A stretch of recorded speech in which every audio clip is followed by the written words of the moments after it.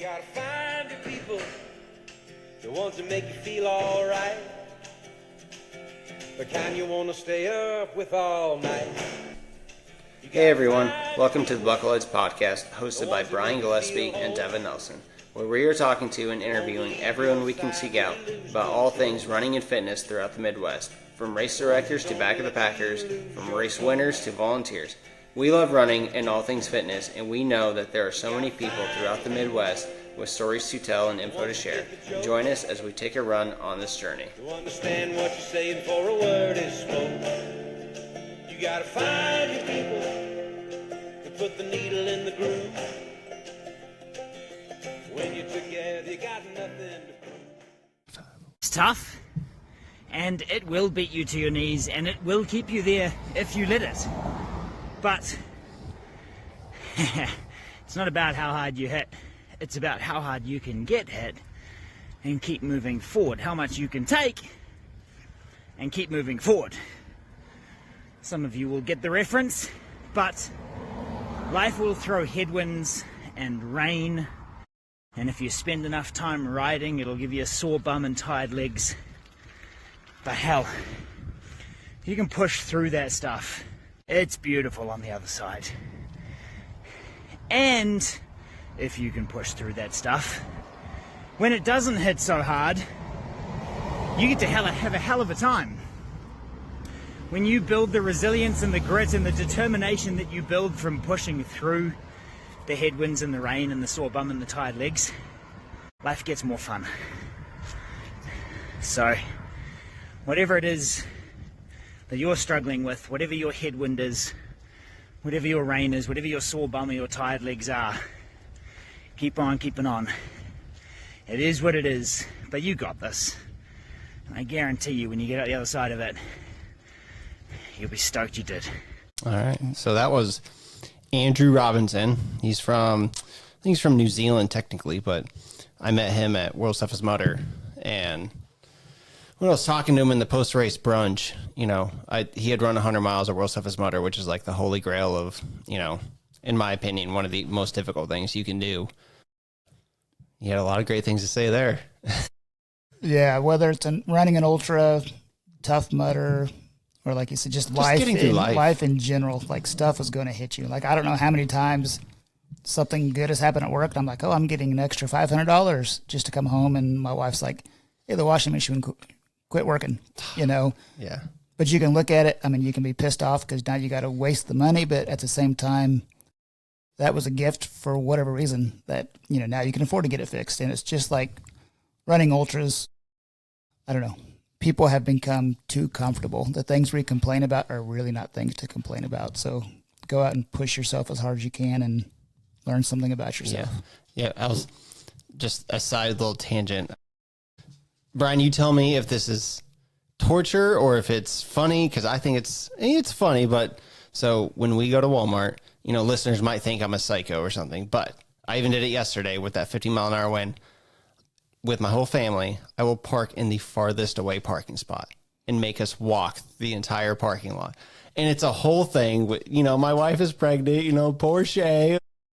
But yesterday, I had the moment where Carson, we're rushing to get back to the van because it's 50-mile-an-hour wind, it's rainy, it's cold. And I'm like, Carson, did you die? He goes, no. Are we all right? Yeah. Okay. That was hard, but we're fine. But before we jump into our guests here, this is the first kind of in-person podcast we've done in a minute.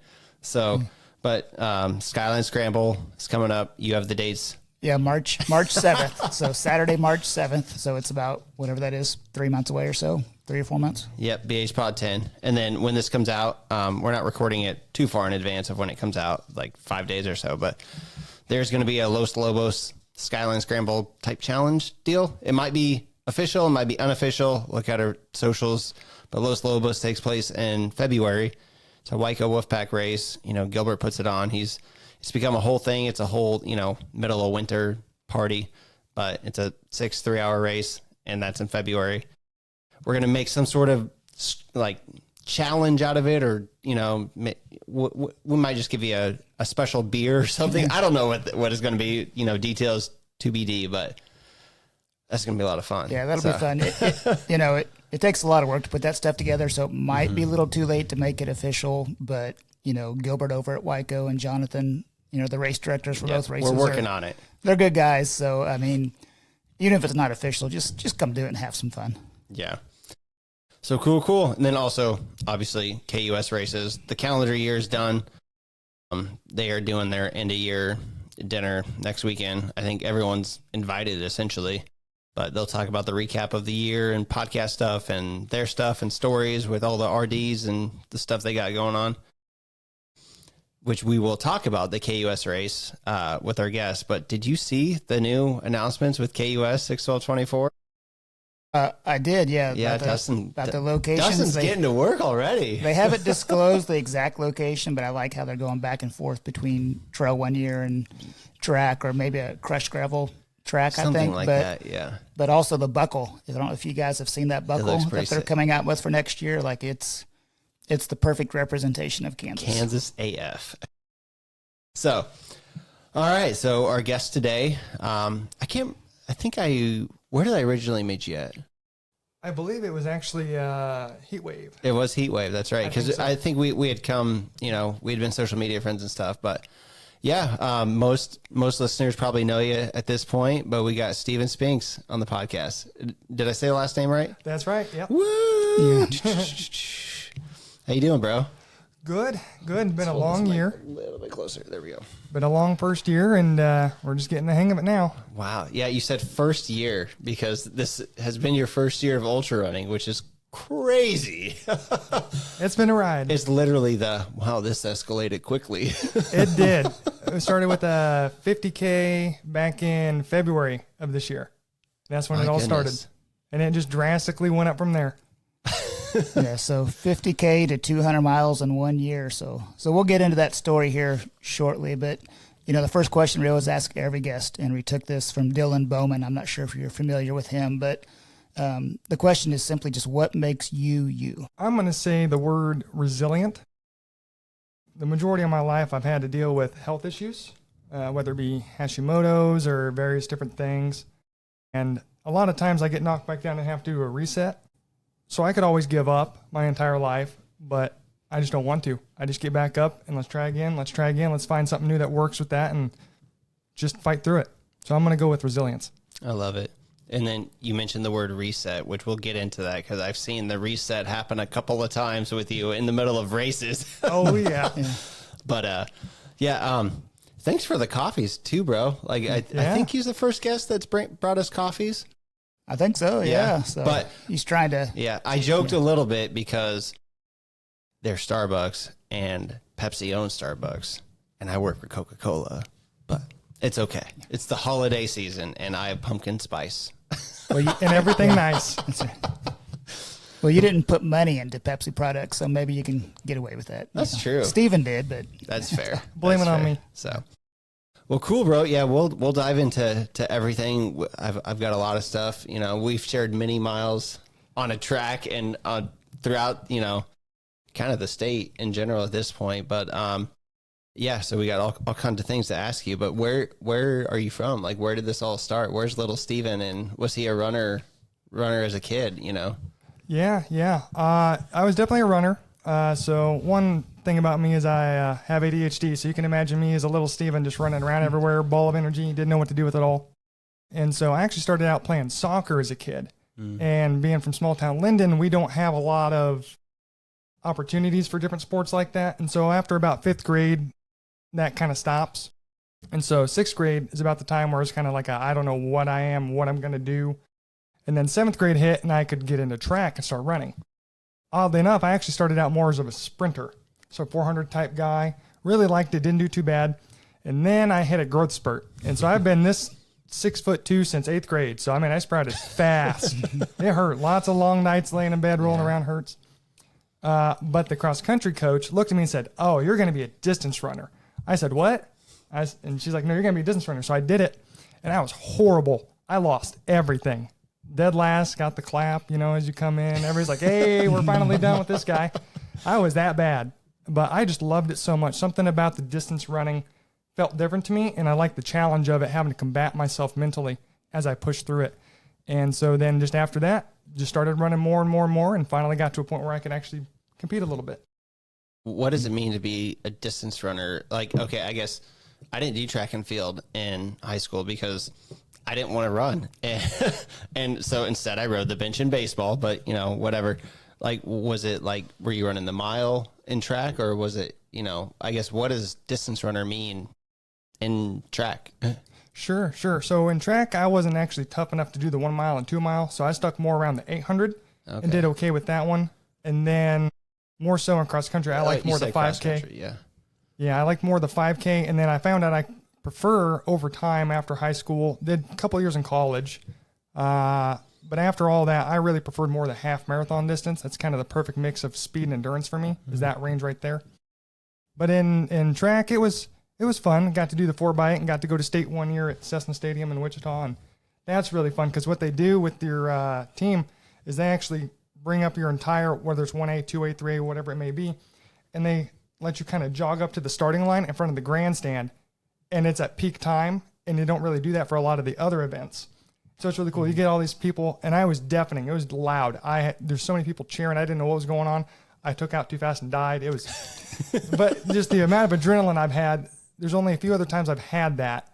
And one of them was in an ultra running, but that was one of the few times where it's like, yeah, so many people cheering for you.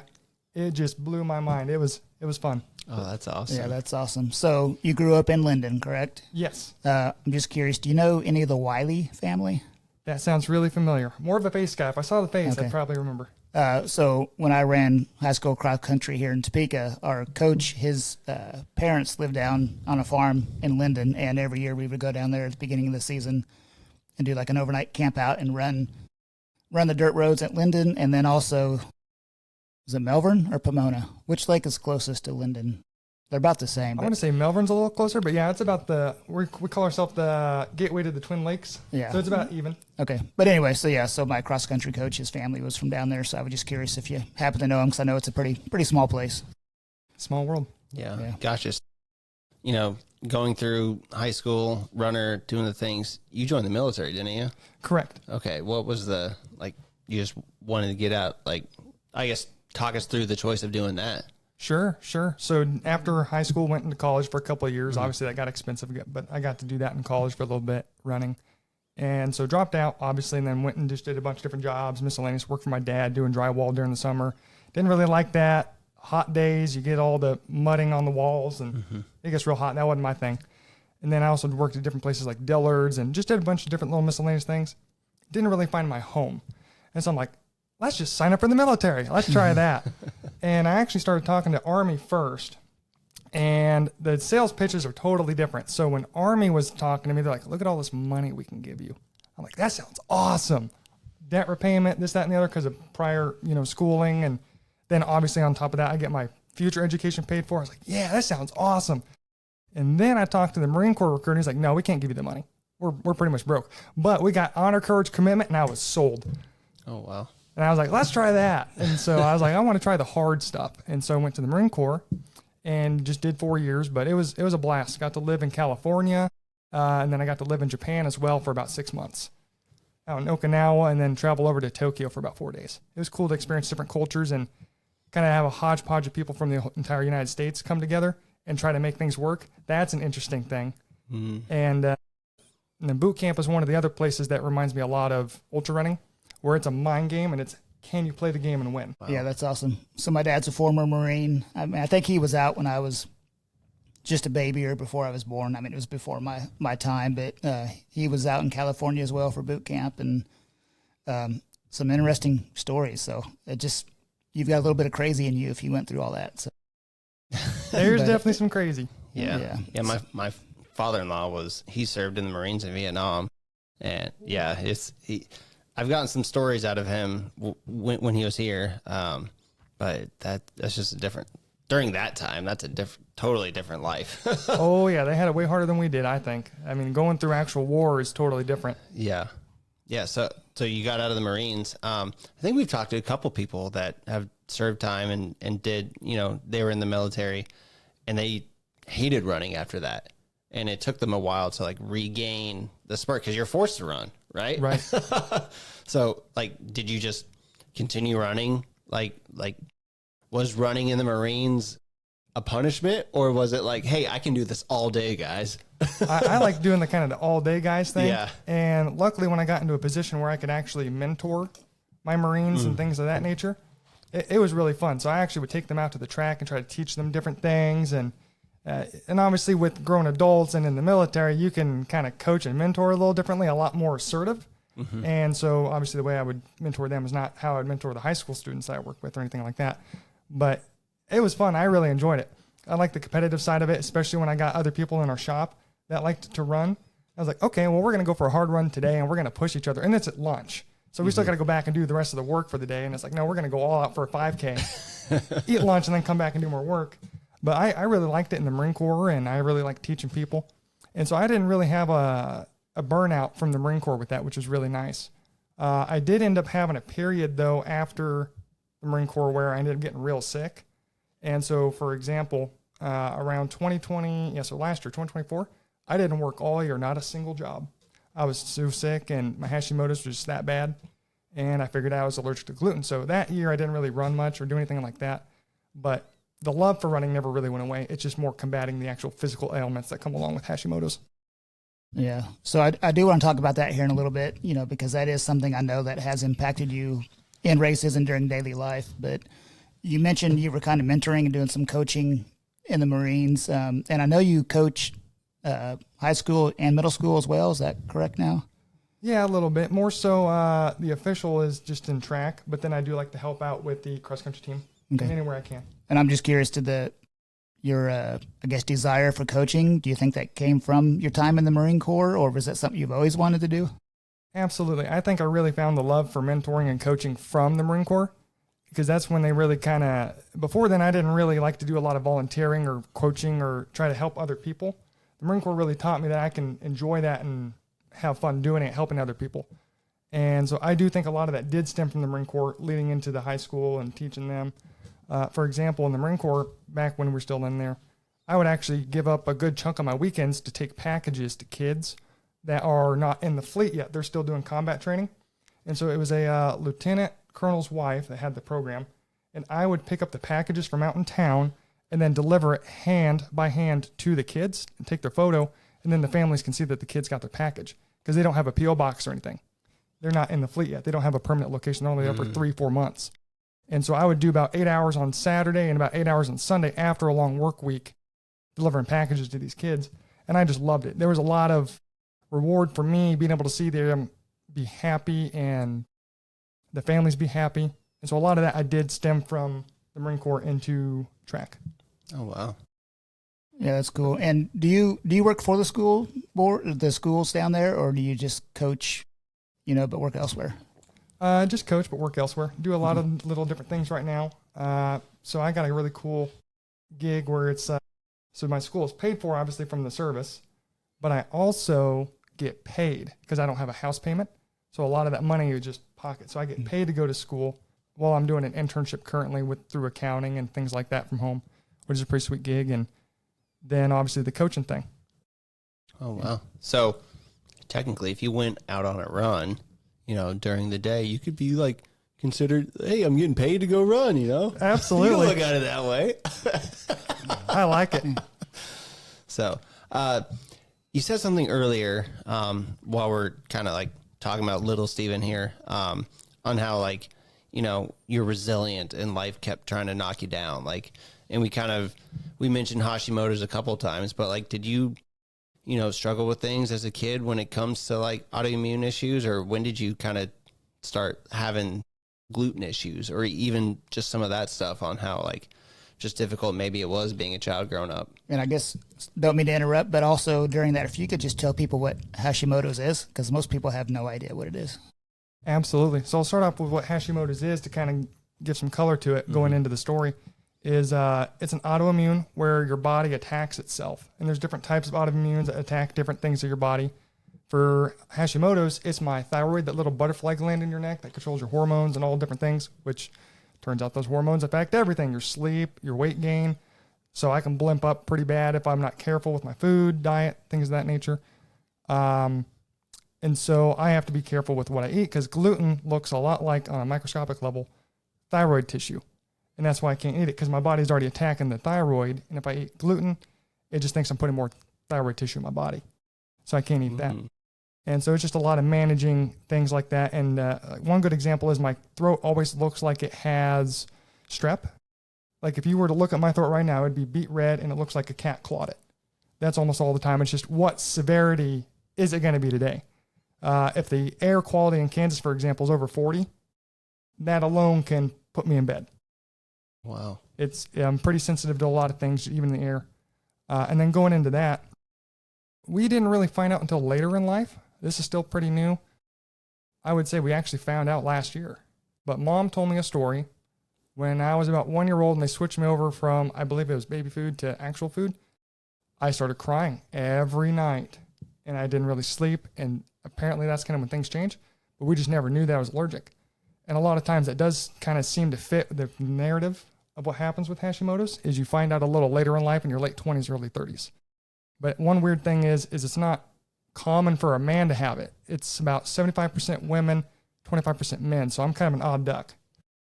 Yeah, I know the feeling because I had, the thyroid cancer. It's the same situation. Usually it's about 75% women and 25% men. Do you take medication for it or do you have to take anything? They did offer me some, what was that? I can't remember the name of it, but they did offer me that. I decided not to take it because my thyroid hasn't actually failed yet. I do think that it's a good option for when my thyroid does fail. If it doesn't, then I'd like to let my body still try to produce those thyroid hormones if it can, and then use that as a backup. So they did offer that as an option, but I wanted to wait and see if my thyroid can still kind of push that itself. I don't want to have my body rely on that medication and then quit functioning and quit producing it because of that when I don't need it yet. Yeah, and I know one thing you talked about controlling your metabolism. So your thyroid has a lot of regulating heat and cold and your body reacting to that. And in Kansas, a lot of ultra running, or just any running, you're going to have cold days. You're going to have really hot days. Have you seen issues from that? Oh, absolutely. Cowboy 200 would be the perfect example of that. Got both ends of it.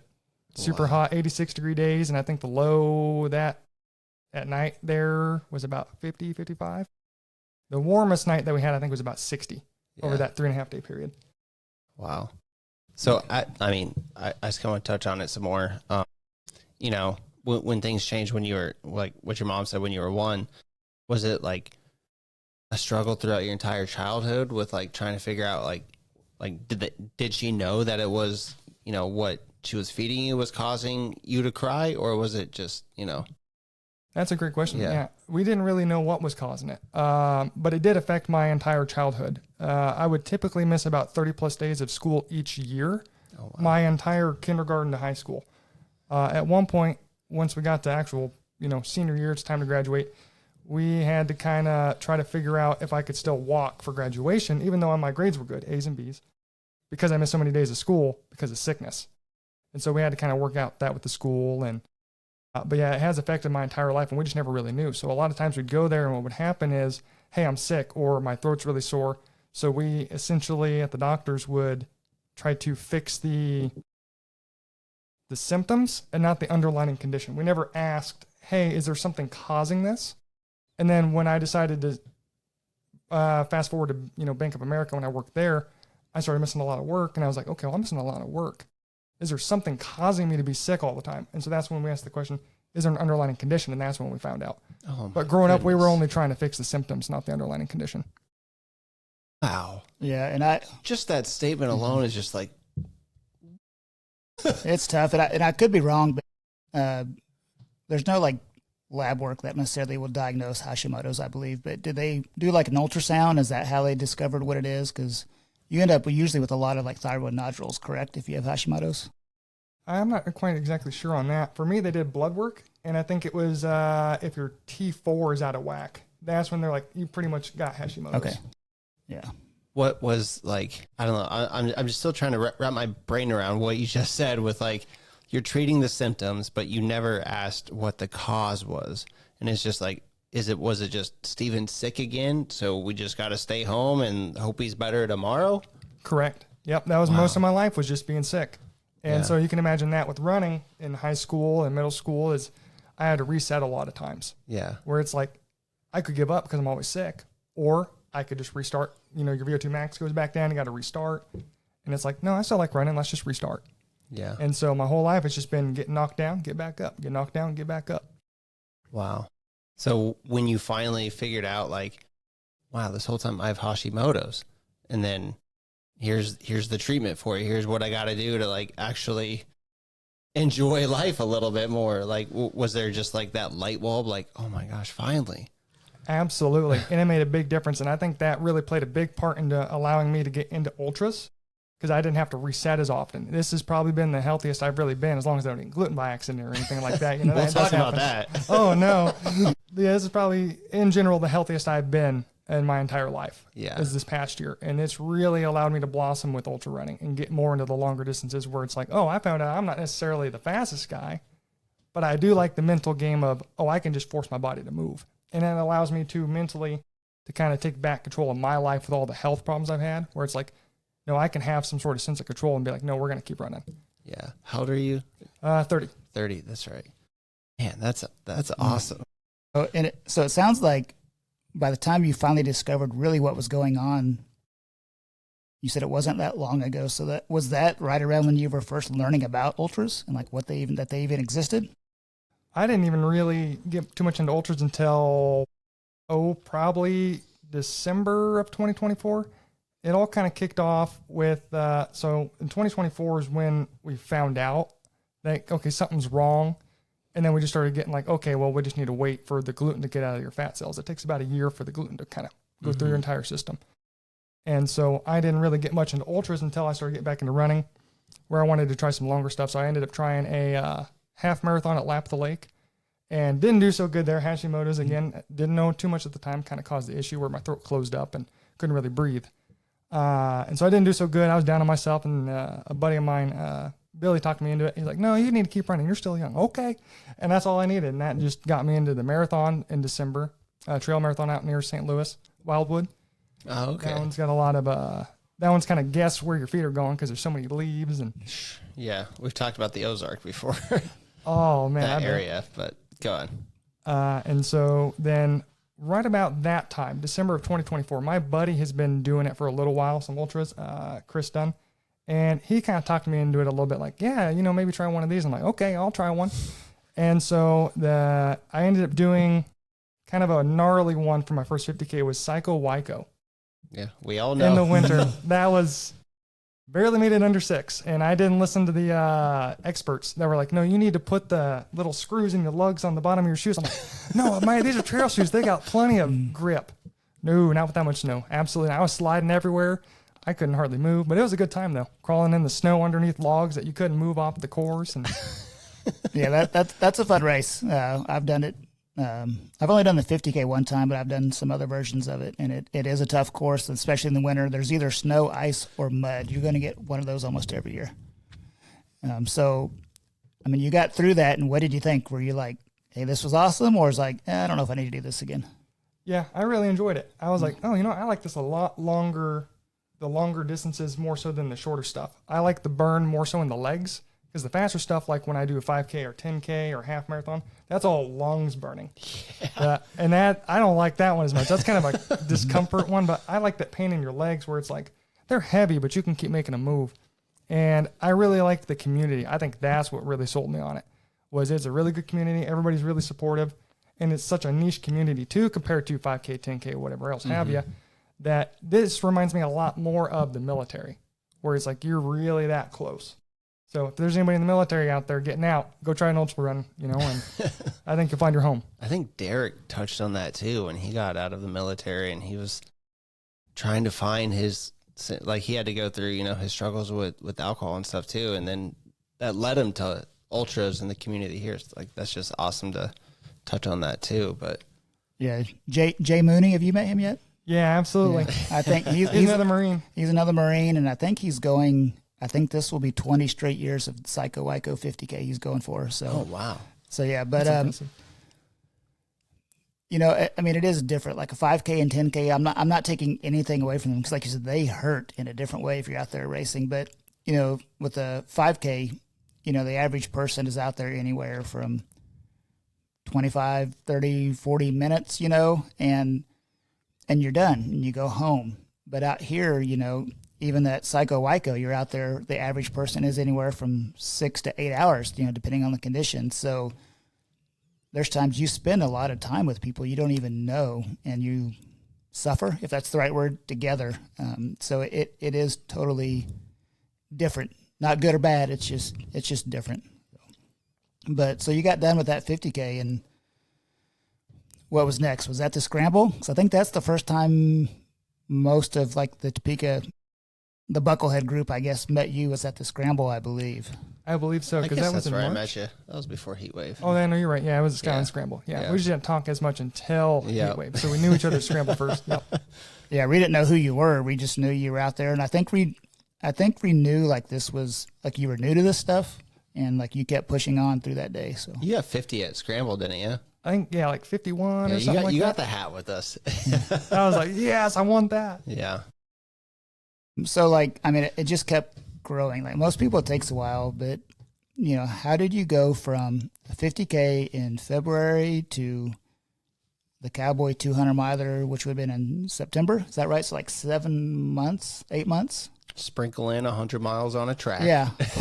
Like just tell us, how did that grow? Because it, you know, most ultra runners were stupid and we don't know any better. We just keep doing more and more, but you did it exceptionally. So maybe you're exceptionally stupid. I don't know, but like, how, I think there's some truth to that. Absolutely. But like, they go from a 50K to, you know, like I said, 7, 8 months later, attempting your first 200 miler. Like, how'd that happen? Yeah, for me, it was I really like the challenge, and with my health improving at that time frame, I was like, I really want to see how far I can go. I've never really been able to test that. I've always been more, you know, try to do speed in the 5K, 10K range. And I was like, no, I want to see how far I can go. I just want to test the waters. And so, yeah, we went from 50K at Psycho Wyco to the 12-hour at Scramble. We did about 50 mile. And then I had the idea that, I can jump another 50. And that's when I really learned that there's a big difference past that 50 mile to 100. They're just not even the same sport. and so I tried, which one was it? The Rails to Rails? That's around right. that time. Prairie Spirit. Yep. That's right. And it ate me alive once I got about 100K in, because I did not respect the distance. And then, one thing I learned from you there too was it's like, all those wheels can fall off and you can put them back on. At that moment, I've never experienced that level of pain in my legs. And I was like, no, I'm done. That's it. I didn't know you can come back from that. I remember messaging you. And I was like, I can come back from that? I need to remember that for next time and try it. And that was it. Heatwave. Yep. And everybody kept trying to pull me back to live too, and that helped a lot. But yeah, so we did that. And then I wanted that second chance at the 100 at Heatwave. And so we were able to get it there. And then a little later on, I was like, let's just try something crazy. Let's do, I was going to do another 100. I think it was Heartland because they were doing the ring. Mm-hmm. I was like, I want to try Heartland. And then I signed up for Cowboy, wanting to make Heartland even harder, knowing that it's a week or so later. And so I was like, let's do Cowboy. And with Cowboy, getting up to that one, it was obviously kind of the same thing where it was like, okay, jumping from 50 to 100, totally different sport. 100 to 200, totally different sport. Only did 100 at that time, nothing longer. And I had no clue what I was doing, getting myself into. It was interesting. I think we about missed 5 or 6 cutoffs in a row at Cowboy. That was pretty hard. We had to start sprinting there towards the end of some of those just to make it. One of my buddies, Joe, he, I think, barely missed one of them by about 30 seconds. And then I had about 6 hours for one last marathon after 175 because I just was not making I was chasing cutoffs the entire time. Yeah, you stressed us out. we were following along, but yeah. Before we kind of dive into Cowboy and like the escalation from 100 to 2, because like you said, like I loved how you said 50 is way different than 100, and then 100. I hate the saying 200 is the new 100. I hate that saying because they are completely different animals. But I think you getting your first 100 miler on a timed race is a feat in itself, because that's not easy to do, especially like on a track. It's a controlled environment, all the things. Talk us like your mindset. You said we had to pull you out of it, but I saw the wheels come off firsthand, like because we were running similar pace. We had the fun games. Thanks Stephanie for making us crank out fast miles and 800 meters in the middle of a race. First hour in. Yeah. You did like a 5-minute mile. I was in so much pain. I was like, we're going to disregard the rest of the race. We got to get that Yeti mug. But what was how was it different from Heat Wave when you hit that wall and you went to the car and you crashed for a little bit? You know, talk us through like, okay, I can do this because I know there's another side. Like walk, and then I remember hooting and hollering on the other side of the track when I saw you just crank that next gear when you reset. Like, just talk us through just breaking through that mental barrier. Absolutely. And so a lot like remembering the first time we attempted 100 was I just gave up at that point. I was like, okay, I remembered exactly what you said there with the wheels falling off. You could put it back on. Mm-hmm. All my wheels were off. And I'm like, no, don't give up. Don't quit. Just, you still got time. Let's think it through. And I was like, I'm pretty cold. Let's go to the car because you're out of the track, mm-hmm. So I might as well just crank the heat on in the car. And I was actually going to take a longer nap than 30 minutes. But I believe it was Roger and Jonathan came mm-hmm. and yanked me out of the car. And they're like, you better get back out there, buddy. I'm like, oh, no. And then they gave me some more mashed potatoes and chicken broth and just back to life after that. And I think it was the fact that there was a lot of people rooting for me. It was one of my biggest sayings is you don't want to prove the haters wrong. You want to prove the people that believe in you right. Yes. You want to, and so just a lot of people rooting for me was like, oh man, I got to go out there and I got to get this done. And what was it? I think we had 4 hours for 20 miles at that point. Ish, yeah. So we were able to just crank it. I don't know. The pain just disappeared. I just took a nap, warm car, mashed potatoes, chicken broth, and we were ready to go. I was looking at my legs like, why don't they hurt? Why don't they hurt? Let's just keep going. It was awesome. Weird. Never experienced that before. Going that far and having to go through that many different cycles. Because that's one big thing too that I like about ultra running that the lower distances don't do is you may hit one wall, maybe two, but here we're going to cycle through as many as it takes to get there. And it's really a beautiful thing, I think, to have to mentally be able to push through those things. Yeah. And a lot of people say, like, you take those lessons and you implement them in your life and all the things, but it's even what Andrew was saying in that clip earlier, like, you got to get through that. And the other side is so much better. And you saw the other side of it. And it's just, that was cool to see just firsthand. I got 100. My 100, I think you ended with like 103. And, we're like, because at the end of that race, the timing system went down. And so we didn't actually know how far we were. So we were trying to bank laps. And yeah, I ended with 100.15. Like I was one lap over 100. I was so close. We were both like, we don't know exactly where we're at, but we got to keep going. Yeah, that's interesting. And I'm curious if you've ever heard of, and like I can't really do this justice because I'm just now trying to kind of learning about it, but the central governor theory. Have you ever heard of that? I have not. So as I understand it, it's basically like your brain will tell your body like, oh, hey, you got to shut down because you're at risk of, doing something bad to yourself. And from what I'm understanding is it will do that often before you really are at risk. And so like they're kind of saying that maybe learning how to override that in a safe way, is good. Like you can kind of reset. And like, you can tell your body, hey, there's only like 7 miles left. I'm okay. I'm not going to die. So like I kind of hear, I know you had some of that at the Cowboy, like all of a sudden you're like, I got to get these next 3 miles done in 20 minutes. And you've already been going 80 miles or whatever. So it's just something I want to dig into, but it's, on my own outside of the show just to learn more about it. But it just made me think about some of the stuff I've seen you do where you're putting down 7-minute miles at the end of a 100-mile race or whatever. So it's interesting. There's just so much stuff out there on Google right now to learn about. And for me, the ultra running, even though I've been doing this several years, it's a never-ending learning experience. So I don't know. Do you find the same way? Are you constantly out there looking to see what should I do different? Do I need to do anything different? I mean, do you analyze all your races? Absolutely. Yeah. And I also try to analyze other people's races. And, one thing I like that you guys do is you guys talk to different people and try to learn from them as well. Mm-hmm. I try to do that as well. Like when I talk, it's like, okay, what did they learn from their races or past experiences, or what are they going through right now and how are they adjusting? So it's like, well, since I'm brand new, I'm just trying to be a sponge. I'm trying to absorb everything that everybody's trying to teach me. And then I can pick what works for me and what doesn't, and just, kind of customize it. But yeah, I would say that that's a big piece of it. And now that you describe what the central governor theory is, I think I've read something about that. I just didn't know what it was called. is it actually gets progressively worse the longer you run, because your body's progressively like, hey, we really need to shut down before you actually, that's it. And so the longer you run, that starts to scream more and more and more. And that's why the mental battle starts to overtake the physical, probably at around 100K and beyond ish. Yeah, probably. For me anyways. Yeah. I don't know. Like for me, it's really weird because I've had races where I'll be 15 miles in. I'm going, oh no, what is going on here? And then like 25 miles in, I'm like, oh, I feel great. But I've also had those other ones where you're cruising along until mile 75 and then the wheels fall off. So for me, it's all over the place when it hits.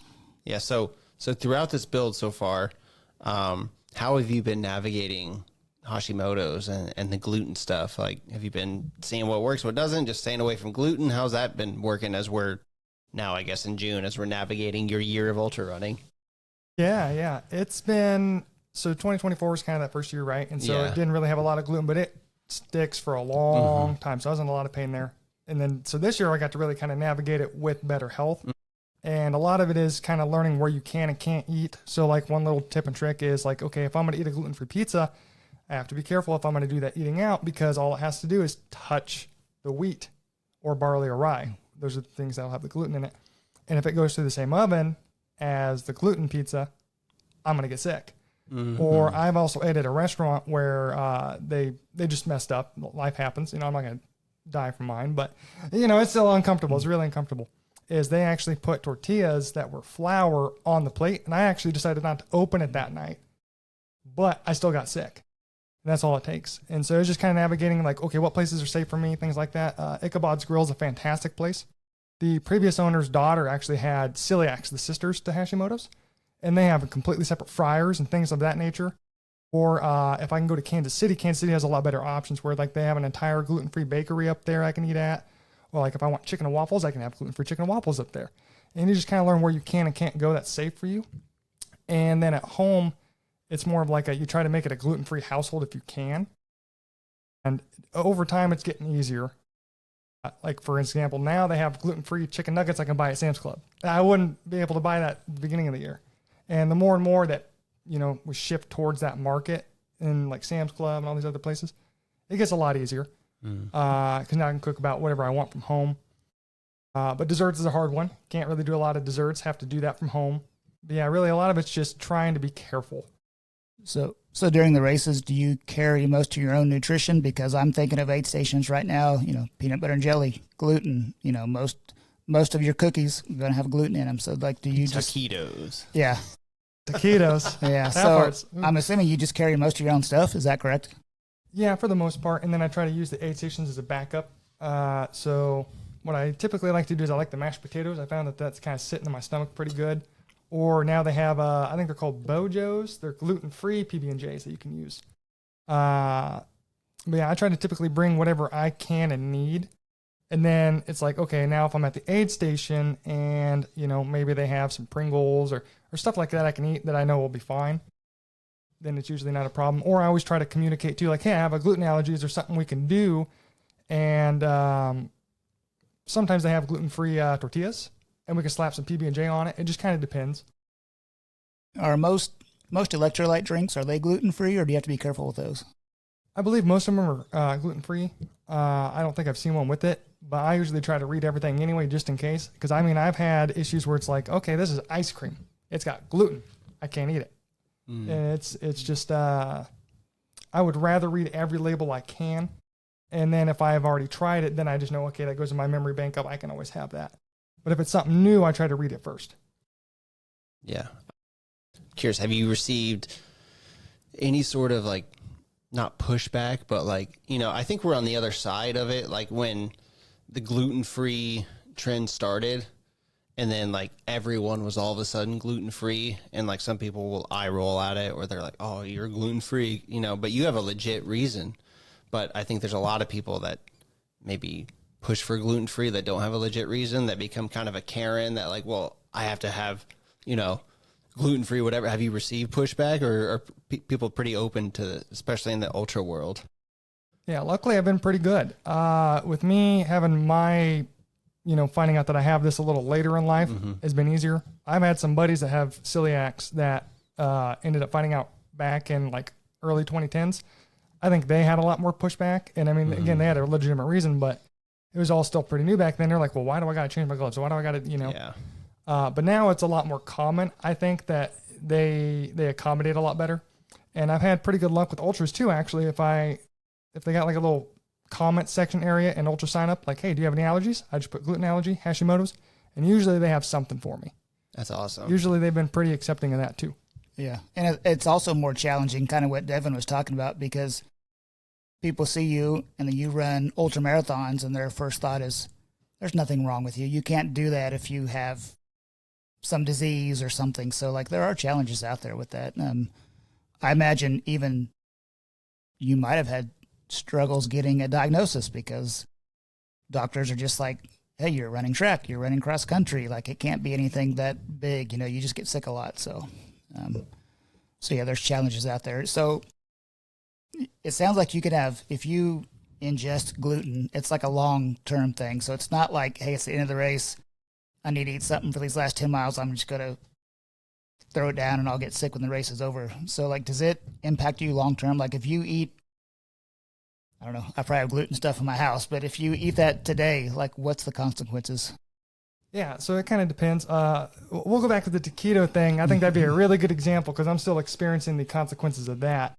Had a family member cook taquitos, and they're corn taquitos, but what happens is back in the Dust Bowl era, like what, 1920s era, something like that, the government subsidized things like wheat, barley, rye, corn, all that stuff. So it's cheap for these companies to put wheat in there and all these different things as a filler. It's a lot cheaper. And so even though they were corn taquitos, if you see in really fine, small print, it said wheat.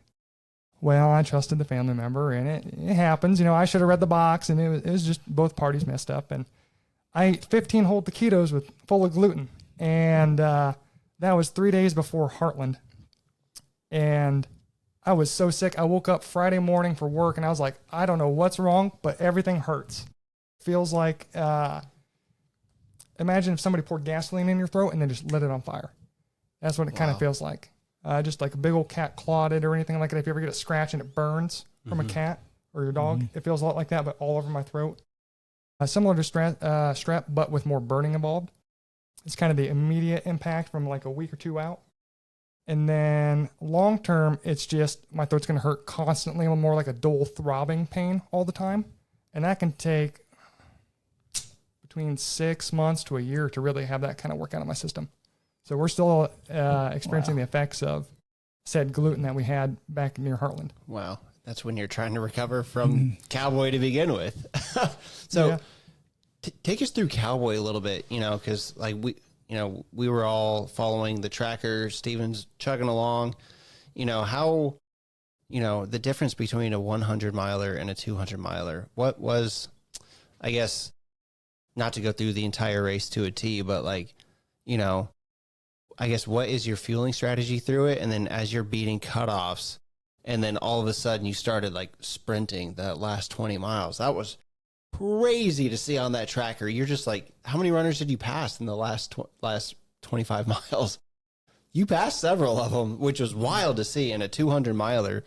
But I don't know, like how was Cowboy, and what are some of your biggest takeaways from jumping from 100 to 200 this quickly? Absolutely. Yeah, it's a huge jump for sure. I think the biggest, I'll start with the biggest takeaway is that even though it's slower, that 2.5, 3 mile an hour is a lot harder to do when you have no sleep. And first time hallucinating, all that stuff, saw trees, thought it was the AT-AT walker from Star Wars. That was kind of fun. But I'd say that was the biggest takeaway is even though it's slower and you tell somebody your pace, like if I talk to a non-runner, hey, this is my pace, it's 15, 20 miles, sometimes 30 minutes for a mile. They're like, oh, I could do that. I'm like, yeah, most people could, but can you do it 2.5, 3 days later when you have no sleep and your body's failing on you? Can you force your body to move when it's failed? And I think that's where a lot of the difficulty comes from is the later miles. I'd say that's the biggest takeaway there. And then Cowboy it was fun. I really enjoyed it. It's through all those little small towns kind of in Nebraska, and you see, mom and pa's sitting on their lawn just waving at you because you're running through their yards, and I think it had its own challenges. kind of misrepresented a flat course when it's that long. It really hurts. I think that the difficulty probably, I haven't tried a mountain one yet, so you guys have to kind of give me some insight here. Not at 200. But I would say that the mountain and the flats, once you start getting past 100, really are both going to be painful, just in different ways, because you just got different muscle groups being overused. Yeah. And so it's like, 5K, 10K flat, I guess anything marathon and below, you want flat. Doesn't hurt as much, But it really hurts once you get to that 100 and beyond that flat. I mean, like we did on the track, just that flat, and when it wasn't that cushioned, it really hurt. And so, it was just chasing those cutoffs. I think it was just a lot of times we miscalculated the cutoff because, we're lacking sleep. We're like, oh, man, we got all this time. Let's take a nap. And we wake up and we're like, oh, crap, we're not going to make it. We got to go now. And I think that's what happened is a lot of the urgency kicked in. And that happened there towards the end, too. Like when you're saying we were passing people, I thought I had time. And I was like, oh, yeah, I can relax a little bit. So if you ever saw that little spot where I actually stopped moving for a little bit, I was like, oh, I made it. And I was like, oh, no, I'm not going to make it. I got to go now. And so we just start taking off. And I think a lot of it just came from a sense of urgency. It's like, man, I came this way, spent all this money. I'm going home with my buckle. I'm going home with something. Yeah. And I want to represent our little town. And, not a lot of people know where Linden is or what that is. And it's like, well, I want to put our little name on the map there. And so I wanted to go for it. And something that I don't know if I told too many people is the parents actually made a plaque for me before I went. And it's a nice plaque. It's got the bridge from the race on it. And it's real nice. Your parents? The parents of the cross-country kids. Oh. Made a custom plaque, got my name on it, the date, the bridge from the actual race, but it was before. I haven't finished it. I was like, oh, God, like you all know this is a big jump, right? 100, 200, you got a lot of faith in me. And so I think that was a big part of it too, where it's like, I'm hurting, but I got to push through because it was heat exhaustion during the day. And then I was groveling in the dirt, and then during the night, I kept getting in the bivy sack. I just couldn't get warm. Like you're saying with the Hashimoto's, regulating your body temp, I think is really hard. That was a big challenge for Cowboy. And the one thing I kind of like about Cowboy, I think, is it's got its own unique difficulty where you go from aid station to aid station. You have to carry a lot of water if you're a sweater like me. You have to carry, I think I probably had 15, 20-pound pack for the entire race. And I still ran out of water. Yeah. But I think that adds a logistical component that you have to figure out, which I really like with Cowboy. Yeah, I love you're talking about all this stuff, and it seemed like you did your research and you were prepared.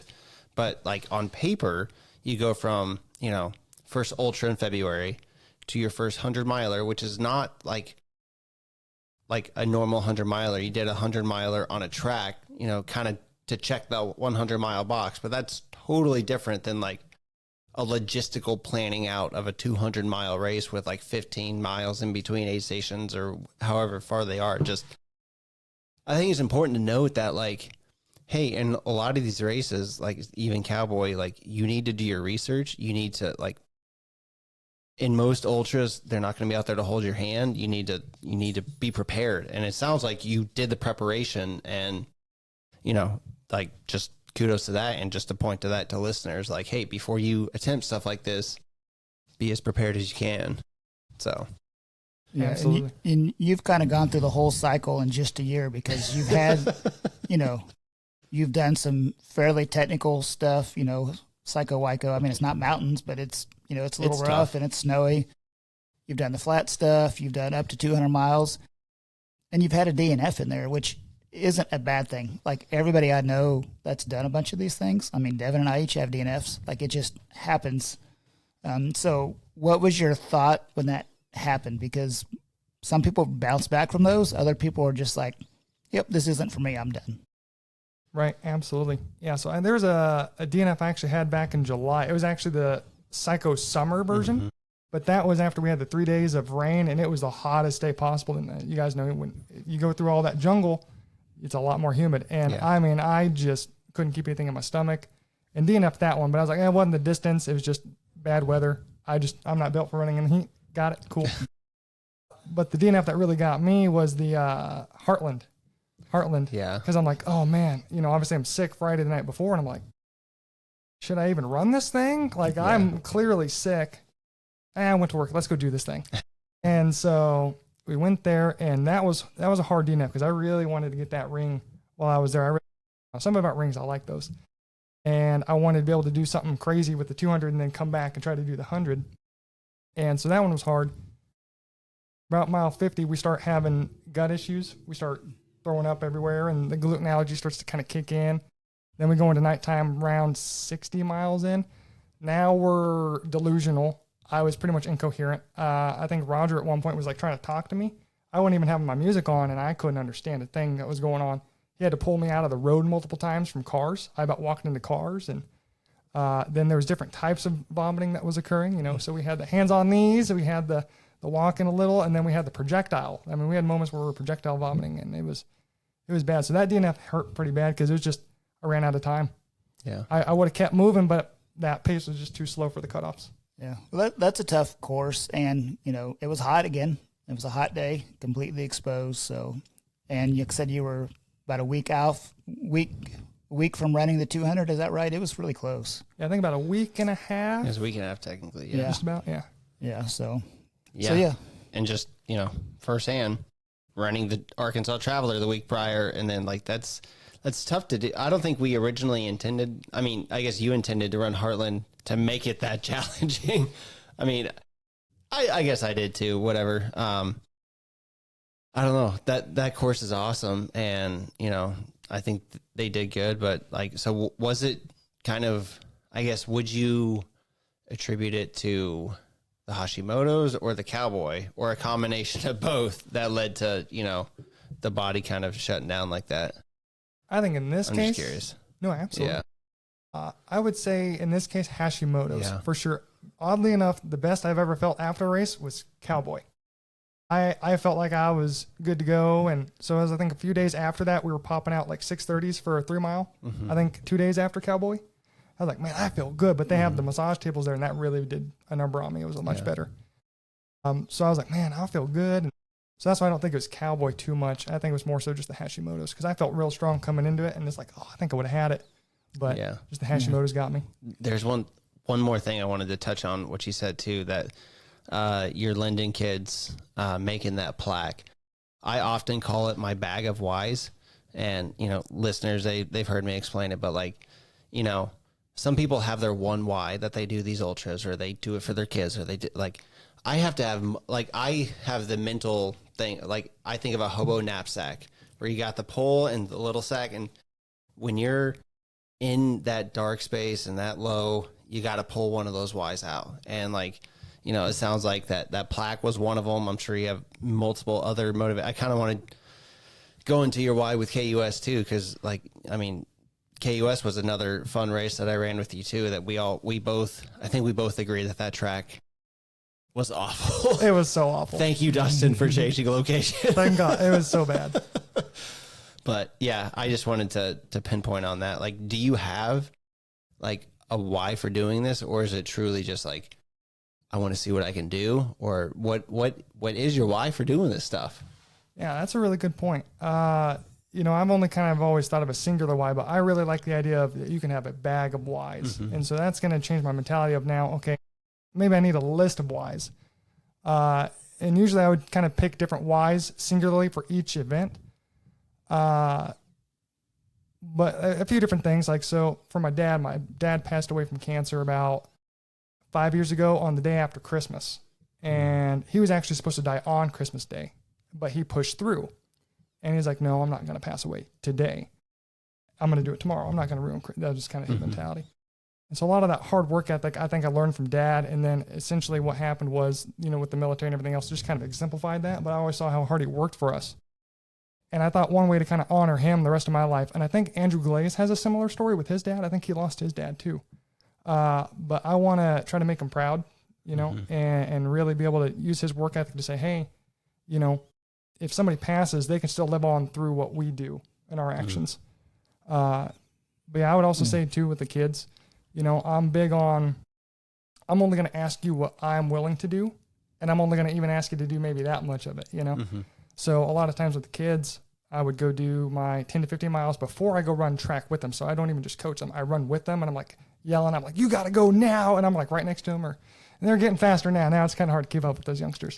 But yeah, I'd say there's those kind of whys, or like at KUS, like you mentioned, my buddy ended up dying, and That was kind of a memorial run for him. I wasn't even going to do that. It was just kind of, I'm in the off season. I'm already kind of letting, VO2 max going back down, getting all the food in me. And so decided to do that for him. And then about the last 7.5 hours at KUS, I ended up running with the Marine Corps flag for him. And again, kind of struggled there until towards the end. I was like, all right, we're good. We can go. But yeah, I definitely think other people, I'd say, is kind of the overarching why. My dad, friends that have lost lives, or if I'm trying to set the example for others to emulate. I love it. Yeah. I did apologize to Braden for you for smacking him with the flag. Braden, I am so sorry. If you can hear He listens. Oh, thank God. Braden, I am so sorry. Yeah, I misjudged the length of the flag there. I was like, oh, yeah, lane 3 would be fine. And then the wind picked up right as he's coming around. And I'm like, oh, no. And he's an incredible runner, too. So it's goodness. Like, I bet that probably knocked another lap off him. Like, He said he didn't even notice. He says, no worries. Oh, Braden, thank you, brother. Oh, man. Yeah, because after that, I started walking out in lane 5. Oh, so it's like I probably didn't get as much mileage in as I could have, but I was like, oh, I need to go out even further. And that's a one-time thing. I won't be doing that anymore. But yeah. Yes. You don't have any kids of your own, right? Correct. Okay. So, we often ask, a lot of our guests have kids, and we kind of talk to them about how do they see your running. Like, we all hope it's an inspiration to them. And you talked about the cross-country parents getting the plaque and stuff for you, but what do the cross-country kids think of this that you're coaching? Like, do they think it's cool, or do they just think, and the dude's crazy, or, do they talk to you about it? They do.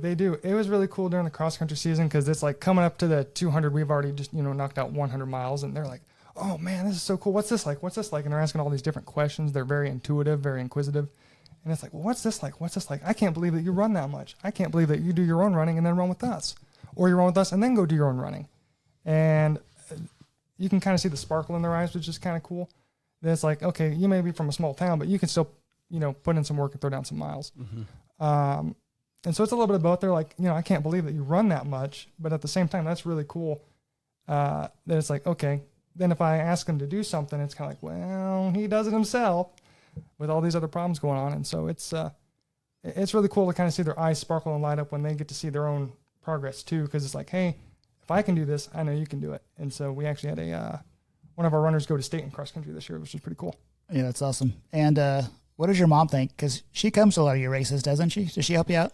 She doesn't come too much, but she's getting older though. She's getting older, so I understand. And so she needs a lot more rest at home. We did talk her into the one at Heartland, so thankfully she was there on the day that I really needed it. She definitely thinks I'm crazy, but she loves to help out at home.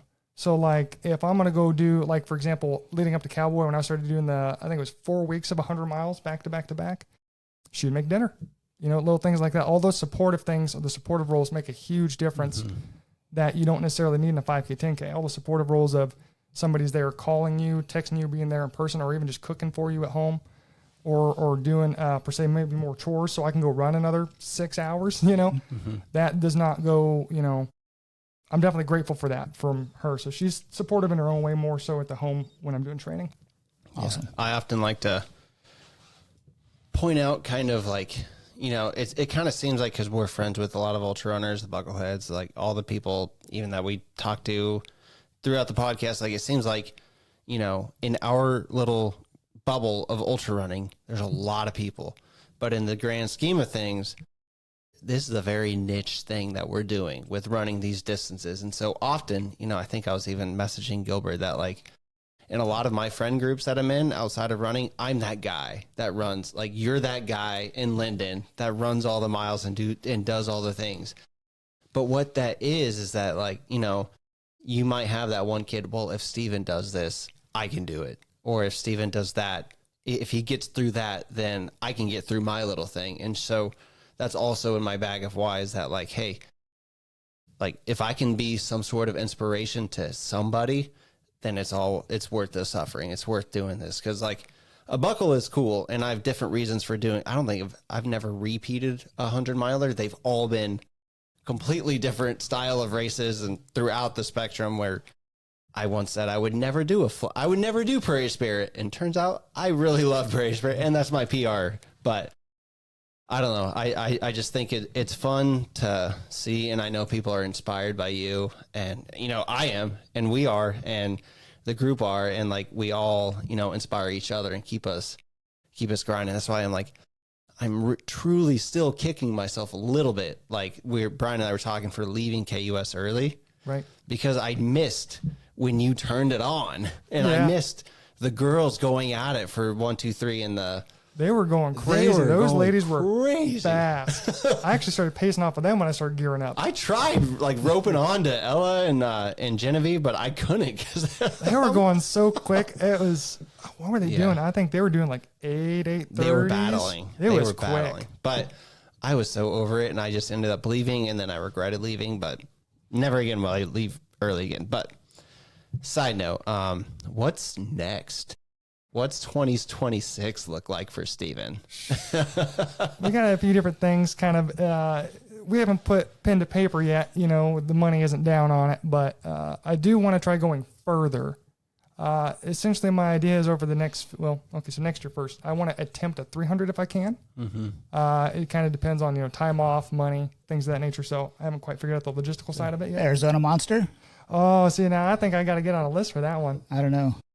It's 300 miles, though, I believe. I don't know if it's a list yet, but I don't know. It's getting close. Oh, then maybe I need to look at that one. Yeah. Or, I don't know if you looked into the sticks, sign up for the 72-hour and see how long you can run for 3 days. Yeah, see, I like that idea, too, because it's that loop course. Yeah. I really like those loop courses a lot. It's a lot easier to get I'm a high-maintenance runner. So it's like I got to have all my food and everything right there, so that helps me a lot. Yeah, go on, though. But you're is that what you got going on? That's what I want to aim for. Just planning that, yeah. Yeah, mainly that. And then I'm kind of an interesting hodgepodge of different distances. I also wanted to see if I can get below an hour 30 in the half marathon. Mm-hmm. So I want to do a little bit more of speed training and see if I can get below that. And then try some different races, but I want to get some more logistical ones like Cowboy or Prairie Spirit where it's point to point, and I want to get better at those. That's where I really struggle is the logistical side. And so I think there's more I can learn there. And so it's just kind of finding out what 100s can I do kind of on the weekend to kind of use those as practice. And then probably the craziest one I want to try is to see if I can do a 300 next year. That's awesome. It just makes me smile thinking what's wrong with this when you're like, just want to know what 100s I could do as practice.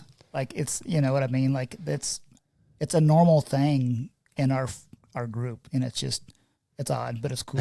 Yeah. So have you guys seen that the Cowboy, the 100 and 200 mile, it's already sold out for next year. So like congratulations to Chase and Casey. They are building it's completely sold out already. Yeah. Both? Wow. Like they are building one heck of a race up there that's becoming known like nationwide as like one of the premier 200 mile races. Cause it's, most of your 200 mile races that I'm aware of are fairly technical. They're mountains or, the Tahoe 200, the Bigfoot, all these things, but where they're not a point to point. But this one's point to point. It's flat. And I'll be honest, I think it's by far the most affordable one that I'm aware of. So, but it's, congratulations to them. That's pretty cool.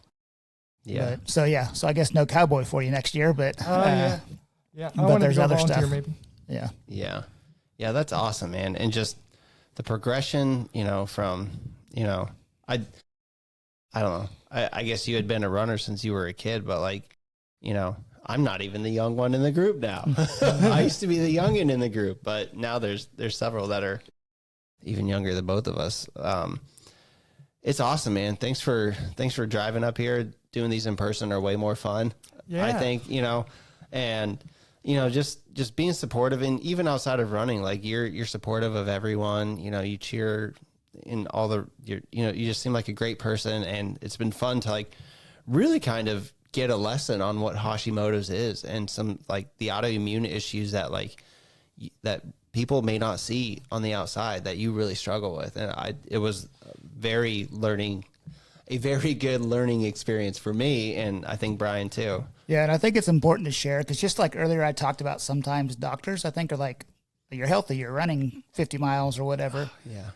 But I think on the flip side, you see people that might have conditions such as yours or whatever else, and they're going, well, I could never, these guys are just healthy. They're lucky they have the genetics, and not all of us do. So it's good to hear from people that you had to overcome a lot just to figure out what's even going on with you. And here you are doing 100 mile, 200 mile races. And you're honest saying that, hey, sometimes it does screw up my race. Like it just happens. Like it's not going to go perfectly, but instead of just going, well, I have this condition. This stuff isn't meant for me. You find a way to make it work.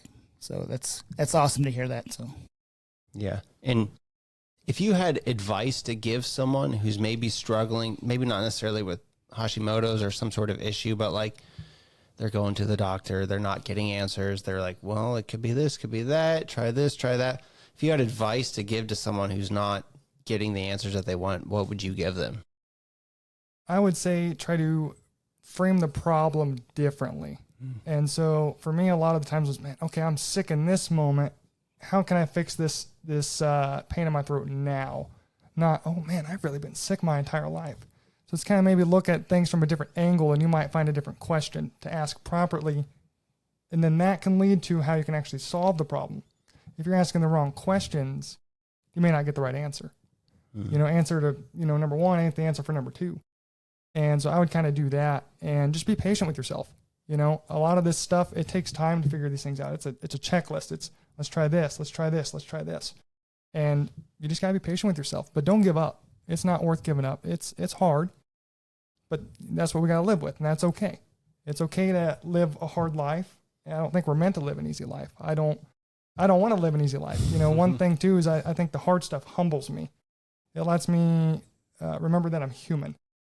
The ultras humble me, Hashimoto's humbles me, and it reminds me to always try to serve others if I can through that. And so, yeah, my advice is just be patient with yourself and try to think of ask your doctor, hey, maybe a different question. Like, do you think something else is going on here? And then you can also be preemptive and ask them, hey, can I try this? Can we test for this?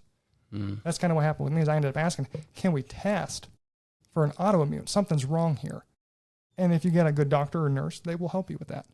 And then I think also having a good connection with your primary care physician, that makes a big difference. If you just don't connect with them, that's fine. Go try somewhere else. Get a different opinion. Sometimes you need multiple opinions, and that's fine.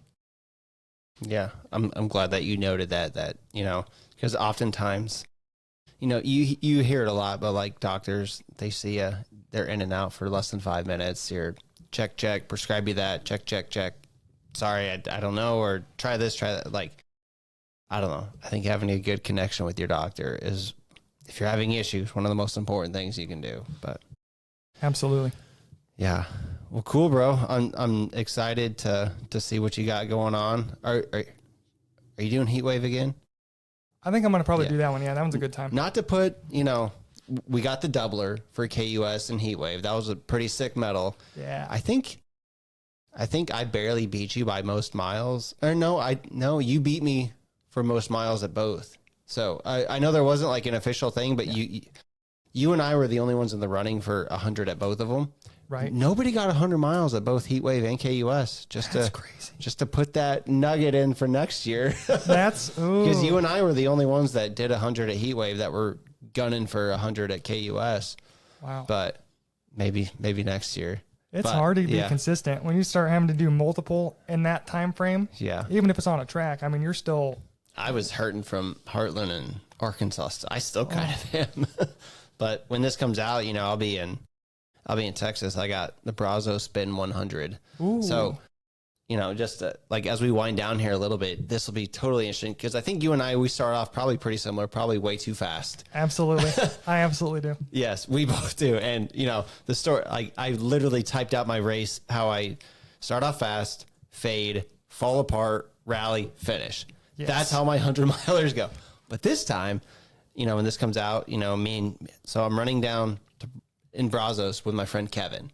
Right. We're running the 100 miler at his pace. Ooh. And he starts off he's going to run slower and conservative, and probably his goal time is 26 hours or something, which is a very good time. Right. Honestly, any finish in a 100 miler is a good time. Absolutely. But, it's that's typically when I finish my 100 milers, but I have to make it incredibly painful and this whole roller coaster. So it'll be very interesting. It's his first 100 miler, and he asked me to do it with him. And, absolutely. And at the time that the 100 miler is going on is when the Western States Lottery is going on. Ooh. And I have 4 tickets in the lottery. So I may be running 100 while, fingers crossed, but hopefully you get it. Yeah. I was just going to say, since we mentioned Heat Wave, it's one of the KUS races. It is. I'll need to check with them to make sure they're doing this again. But, in 2025, they had a couple separate awards outside of the doubler. They had the Sunflower Series, which was an award for anyone that ran all 6 of the races. And then they had the Kansas. That buckle was sick. They look nice. Yes. They really put them. And then they had the KUS Sunflower TKO, which was for anyone that totaled over 411 miles between all the races. And they came up with that distance because it's basically like what it is to run east and west across Kansas. So did anybody get it? I don't know. I don't think so because you were the top distance for male. I think. But so I'm assuming they're going to do those again, but I haven't confirmed that. But if someone out there is listening, Stephanie, let us know, please. I mean, all the races are great. So if you don't have anything planned for next year, go check this stuff out. And even if they don't all fit, go do some of the races because they're a great group of people and they put on good events. Yeah, and a sponsor of the podcast. Yeah. Oh yeah. So cool, man. We usually end with some rapid fires and then be thinking of a song to add because it always stumps people. Ooh, okay. But are you Coke or Pepsi? Or are you neither? Ooh, both. Both? Both. I'm not too picky. I guess you brought Pepsi, but you drink Coke, or you bought Pepsi product, but you drink Coke and an Ultra, or does... Coke and an Ultra, for sure. I've got Coke at home right now, so if that helps. Is Coke an issue, or is soda an issue with Hashimoto's or anything? Not necessarily, but the sugar could cause inflation, so inflammation. So I have to be a little careful with sugar intake. Anything that can possibly inflammatory, it's not necessarily that I'm allergic to it, but it could make the symptoms a little more, tight in the throat. If it's high fructose corn syrup or real sugar, does that make a difference? No, nothing too much. I was just curious. Interesting. Are you Garmin or Koros? Garmin. Okay. If you could pick a celebrity pacer or crew member, who would it be? Ooh, celebrity. I'm going to go with Andrew Glaze. I really want to hear his backstory. I think with him, I'm pretty sure that his dad also passed away, and he does a lot of what he does because of his dad. Yeah. And then me doing the whole 4-mile or 100-mile weeks back to back to back was like, man, I want to try and see what he does. And it's hard. He's done it for almost 3 or 4 years. So I'd probably pick him for He did do 2 episodes with Sally McRae on Choose Strong. Right. If you ever want to look into those or if you've listened to those, fascinating. Like, honestly, I had to not snooze his social media, but he's a lot on social media. He does a lot. So I had to got to pick and choose when I tune into Andy, when I need the Andy or I need the Goggins or I need something else. Absolutely. It varies, but I think he's got a book coming out too. He does. I think, so. He does. Yeah. I forgot to ask, what shoes are you? What's your go-to shoe? Ooh, Asics, specifically the Super Blast 2 for the longer stuff. Oh, interesting. Specifically that. And I try to go a little half size up because my feet swell. Yeah, interesting. All right, and then we've got I need to update it. I haven't updated it in a few weeks. What is your song to add to the Buckleheads Podcast playlist? Ooh, okay, I'm going to try to do it from memory here. I believe it's called Vertigo, the live acoustic version, specifically the live acoustic by Jutes. Okay. You know him? He's the guy that married Demi Lovato. Okay. But that's, I believe he wrote that song in honor of his friend Ben, who passed away. And right now that's been kind of on repeat in honor of Dylan Rasmussen, my buddy who passed. Yeah. Vertigo by who? Vertigo by Jutes. Here, I might be able to right. pull it up. Right. Yeah, it's a top one for you. Let's see if I can. I'll sit there right. Yeah, so that one's been kind of hitting me a lot with on repeat, it's kind of helping me process that he's actually gone, So yeah. Do you while he's getting that pulled up, do you typically listen to music when you run? Absolutely. All right. That's the one. Is that it? Spells. No. That's a good one. We don't want YouTube to flag us for it. True. So, well, cool, man. Thanks for doing this. Thanks for making the drive, man. We really appreciate it. We've shared many miles. We'll share many more. I need to come down and get some. Are you still planning another 100 miles on a track this year, or did KUS? Nope. KUS didn't do it. You're gonna do it in Linden. Yep, still gonna do one for Linden, and that one's not necessarily gonna get any buckle. There's no official thing for it. I just want to kind of invite the community of Linden to kind of come out and see it. And hey, if you can do one lap, you can do one lap. But hey, that's fun. See if we can push the ultra running out to people who don't normally view it and see what it looks like. Yeah. Well, awesome, man. Brian, you got anything else? Nope, but just let us know when you're doing that race. If you want, we'll plug it on social media, try to get some people there and I'm sure I'll come down and share some miles. I don't know, man. I've never ran more than one loop on a track in my life, believe it or not. So, but it'll be fun to come hang out. So, yeah. It's a party. All righty. Well, with that being said, thanks, listeners. Run happy, train hard, and we'll see you out there. Thank you for listening to this episode of the Buckleheads Podcast. We look forward to sharing more information and stories with you on future episodes, and thank you all for coming along on this journey with us. You gotta find your people, the ones that make you feel whole. They won't leave your side when you lose control.